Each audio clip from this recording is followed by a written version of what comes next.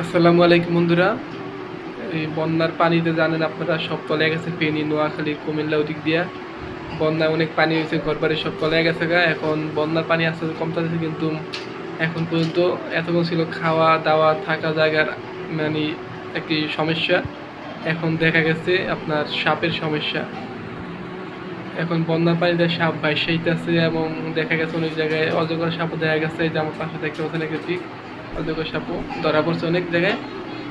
এবং দেখেন এই যে সাপে কতগুলো মানুষ কাটছে, সব কতগুলো সাপে মানুষ কামড় খাওয়ার কারণে ভর্তি আছে হাসপাতালে।